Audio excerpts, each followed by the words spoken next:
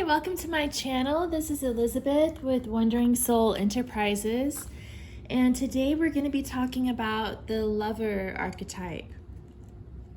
So in its light attributes, the lover has great passion and devotion, unbridled appreciation of someone or something.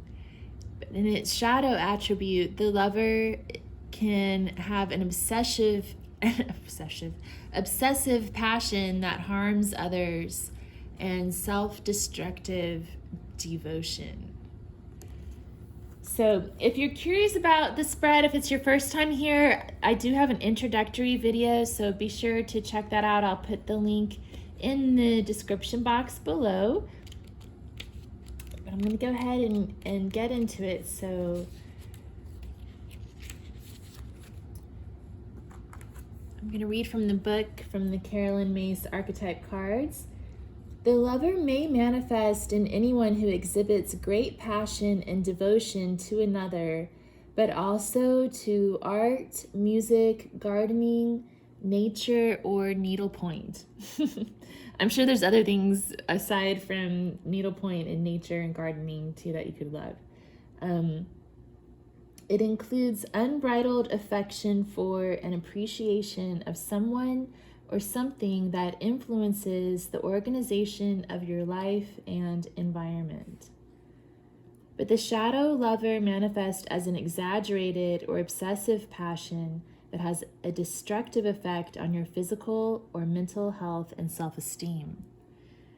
So, to determine whether this is one of your core 12 archetypes, ask if passionate enthusiasm and or romantic love plays a dominant role in the overall design of your life and self-worth. All right, so from the element of earth, we have the Crystal Garden, card E14. From the Sailor Jerry playing cards, we have the Six of Pentacles. From the Antique Anatomy Tarot, we have the Six of Pentacles. From the Wildwood deck, we have the Queen of Stones, the Bear. Wow, interesting. Okay, and from the Rider Waite Tarot, we have the Queen of Pentacles again. So we have Six of Pentacles and Queen of Pentacles coming out twice.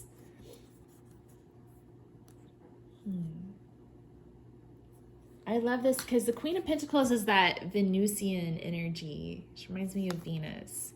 Because Venus rules Taurus. Queen of Pentacles reminds me of that Taurus energy. Very nurturing, devoted, you know, the mother energy. And so I feel like this is talking about... what was I going to say? Yeah, so Venus, I was talking about Venus. So, yeah, so I feel like it's bringing in that Venusian energy, the goddess of love here. And then with the Six of Pentacles, that's about equal give and take, balanced relationships, and how, you know, this can play into the shadow attribute too. If someone feels like they're giving too much and not receiving enough from a connection, that can lead to that obsessive passion, that self-destructive devotion. You've got to make sure that the energy that you're giving to the situation is creating positive things for you in your life. If it's sucking you dry and taking from you and leaving you zapped of your energy, then maybe it's time to question your devotion to whatever it is. All right, so let's read about the Crystal Garden.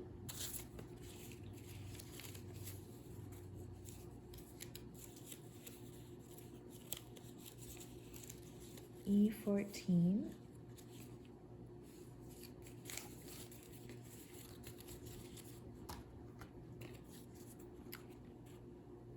Every crystal has its own energy that can be used for healing and clairvoyance or made into works of art. Every crystal is connected to the fairy world. The flowers are indicating the next step up from the mineral world. The red flowers are the symbol of the power the crystal world has. The crystal nature spirits are always ready to work with the keeper of the crystal. Suggestion: meditate with a crystal, go into its energy. Affirmation: I will see as clear as the crystal. So again, that clear vision reminds me about seeing the situation for what it is, making sure there's equal give and take. Clear vision, not looking at things through rose-colored glasses. That's another thing that could lead to those obsessive behaviors or self-destructive devotions. If you're seeing this other person or the object of your affection through rose-colored glasses, you might not be seeing an accurate picture of the energy exchange that's going on. So just be mindful of that. Okay, from the element of air, we have card A13, Music is My First Love.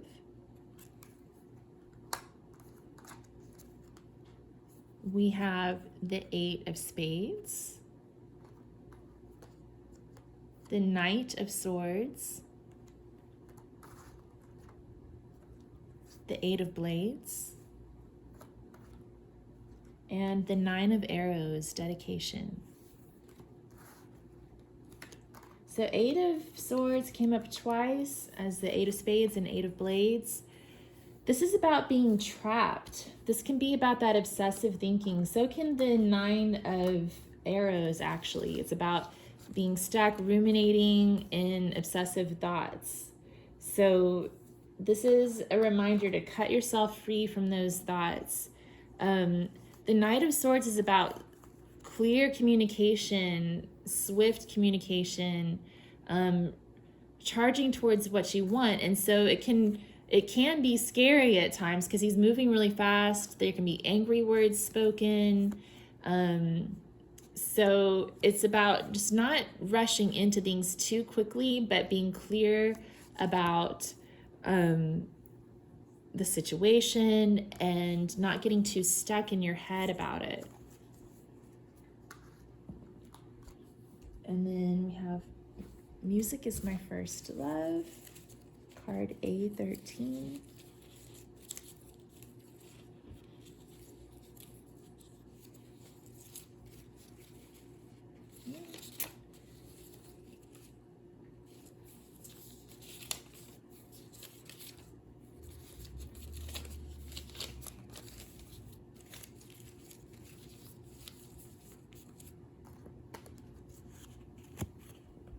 It says, the two flowers are embracing themselves in a passionate display of love for each other, moving to the music notes of the wind. The fairies, with their wonderful, carefree way of life, their worries flowing on the wind currents, to be carried to the angel world, to be dissolved in the cosmos. Suggestion: let go of your anxieties, playing music when you meditate. This can help you harmonize with the spirit world. Affirmation: music will be my first love. Oh, that's cool. And you know what? We also had this 9 of Arrows card. And in this deck in particular, it's really cool because she's playing the bow and arrow like a violin. And it's dispelling all of the arrows out. And you could almost think of the arrows as musical notes as well. So she's using music to heal herself. This could also mean that there's messages for you in music if you're listening to the radio or something like that. Yeah. And using music to connect with your passion in a positive way. I think that this is also a way of thinking about the lover archetype in relation to a hobby or something that you enjoy rather than a person. So a musician who must, a really good musician must love to make music. and they have to work hard at it and practice and be very passionate about it to really convey the emotions that they're expressing in their art. Okay, so from the element of fire, we have card F7, Geometric Angel.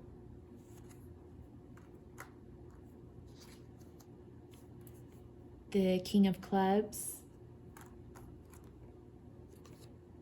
the Eight of Wands, the Five of Rods,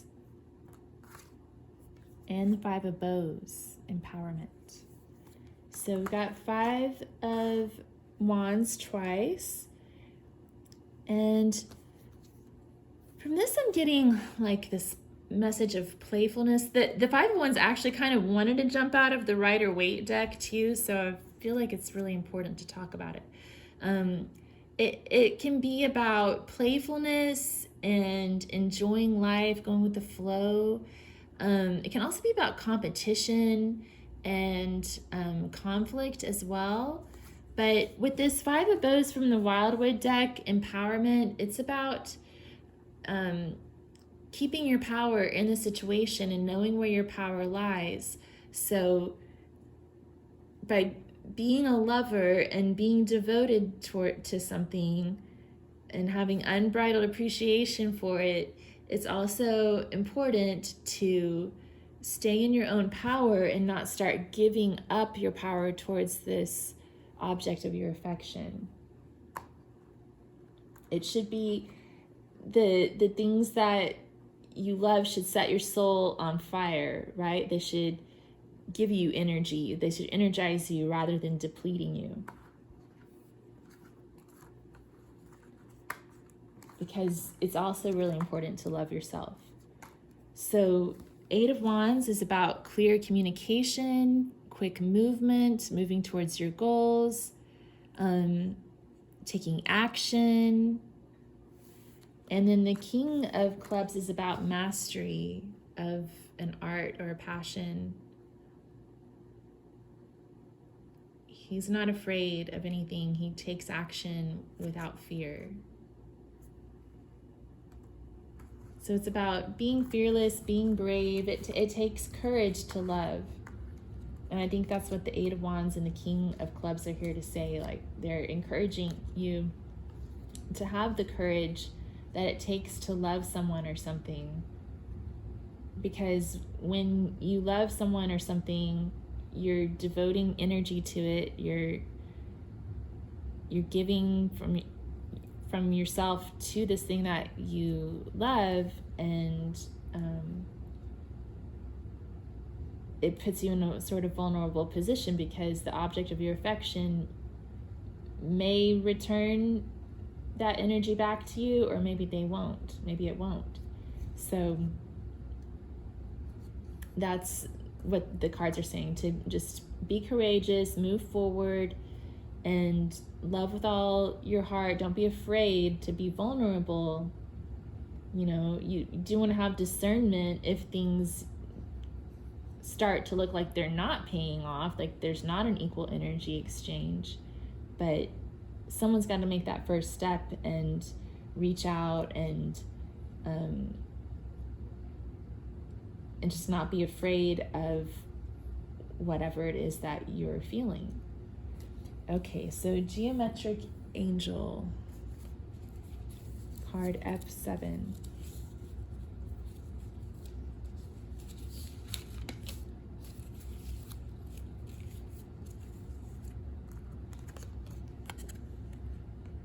When on our pathway to develop our spiritual gifts, we will become more aware of new worlds opening up of higher mental consciousness. There we can communicate with angels that use symbols and geometric figures, teaching us to understand and develop our vibrations into creative building through forms we can use for healing and to communicate. Suggestion: there are books where we can learn about creative visualization, An affirmation, there are new worlds to discover. So communication is a big theme here too. Communicating clearly with yourself and others. Applying yourself towards your passion, but staying in your power.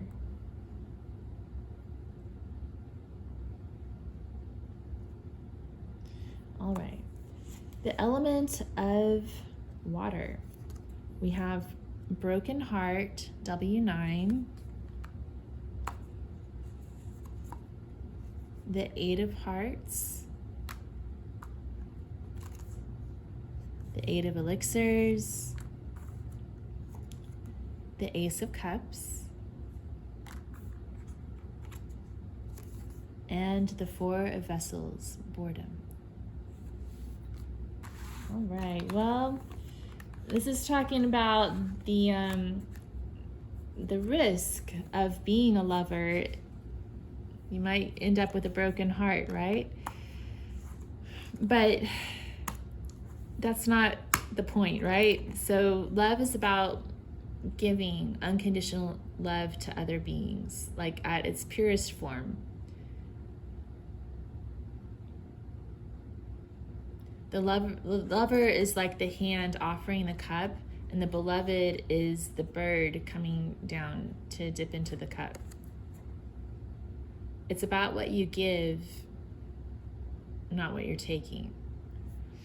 And there's always a risk. Like the bird might fly away and not come back. That's what the 8 of cups could mean, you know. Sometimes people leave, sometimes situations change, sometimes you have to move on and let things go into the past.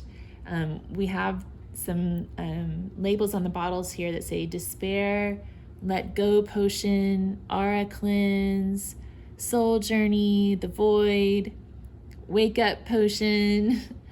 So it's about letting things go. It can also be about despair if you're sad to let something go. And that's just part of the risk of being a lover. It's part of the lesson of that archetype. But it's better to have loved and lost than never to have loved at all. That's been coming through for me here. So that's another lesson of the lover. Like, do you just want to never experience love at all? So we have the 4 vessels, boredom, and it's like she's got all these opportunities, all these vessels being offered to her, but she's ignoring those opportunities. Maybe she's too afraid to explore those emotions. And the result is boredom. Like, lack of passion and devotion leads to just ennui, right? So, broken heart, card W9.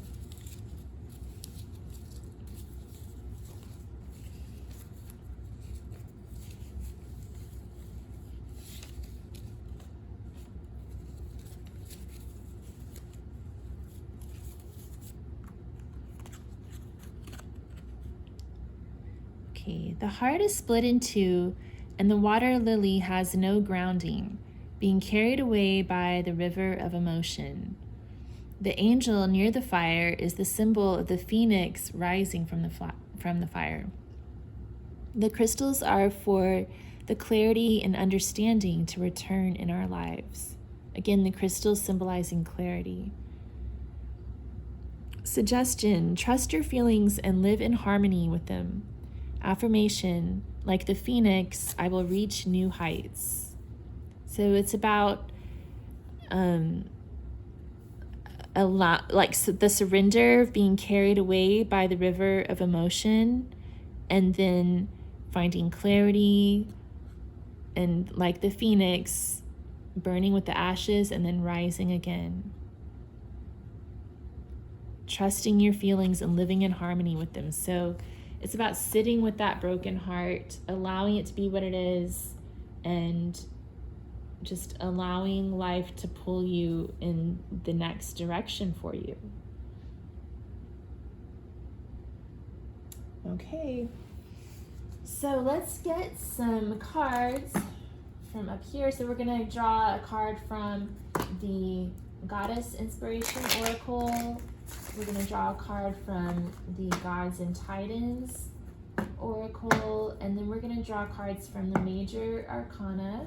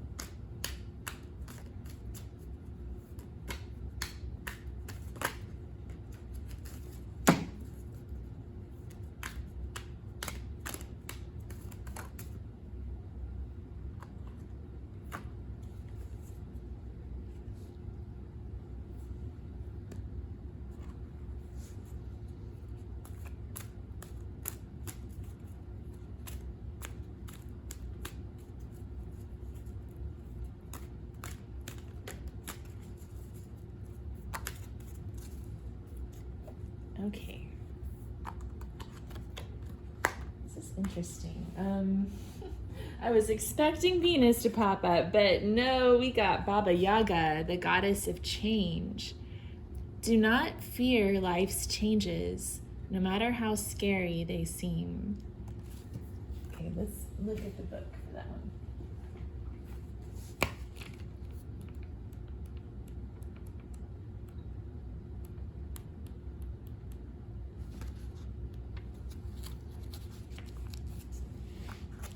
So Baba Yaga is the goddess of life cycles, strength, and old age.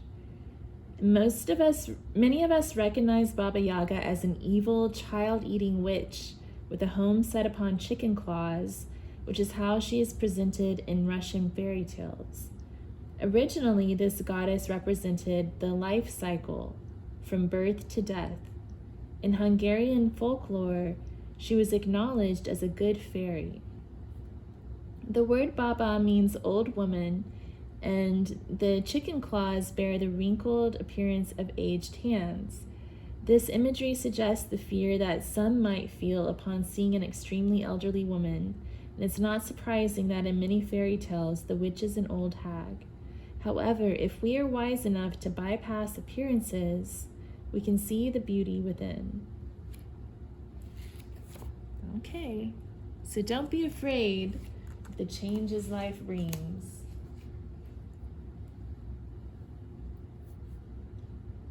I think it's just kind of, Baba Yaga is also represented by a house, which is about stability, even though it's a house that's on chicken feet. I think it's just about kind of staying grounded, staying realistic, but also being fearless. That do not fear message is coming out again here. Not being afraid to love, not being afraid of living your life.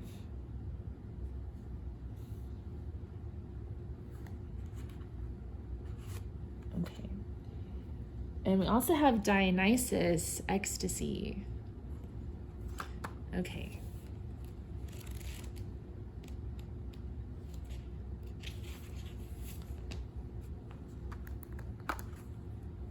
So it says, let go.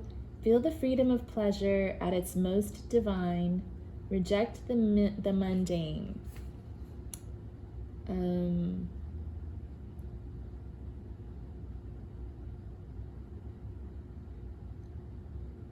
Connecting with Dionysus's gift of pure release is profoundly relieving. You can achieve this by dancing, singing, play acting, or even doing something that you used to do when you were younger and feel too mature to do now, like swinging or playing on a playground.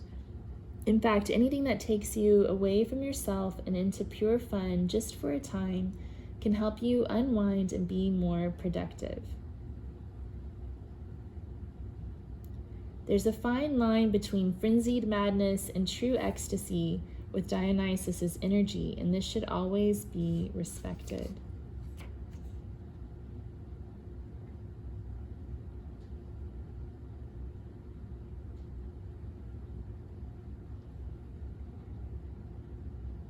Yeah, so it's about not taking things too seriously, giving yourself time to just enjoy the pleasures of life, but also, and not being afraid to experience the pleasures of life, but also just being mature and aware that, you know, there are risks associated with that. Okay, we have the Chariot.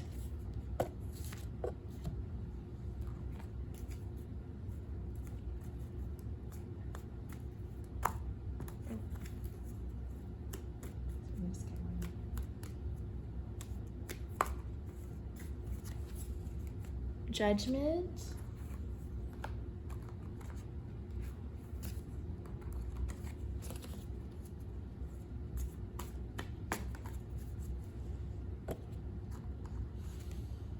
And the Stag, which is like the Justice card from the Stag.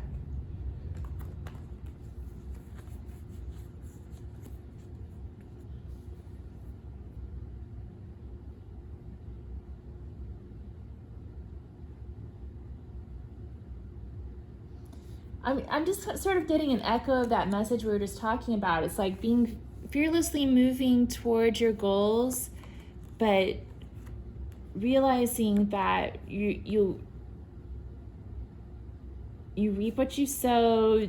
Justice comes around, you know, karma comes around. So just knowing that things happen for a reason and all balances out in the end, but to be fearless about moving forward and aware that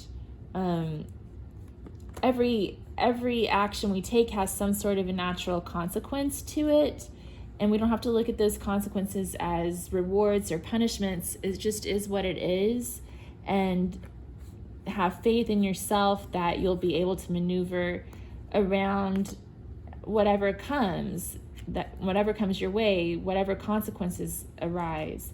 You'll still be able to maneuver through that and continue on with your life, because that's what life is. It's just the ongoing journey that we all experience. It has its ups and downs. So just staying in flow with that, I think, is the advice. Okay, well, thank you for joining me. I'll be doing all of these archetypes eventually. I'm plugging away at it. And if you like this, if you'd subscribe to my channel, give it a thumbs up, I'd really appreciate it. Take care.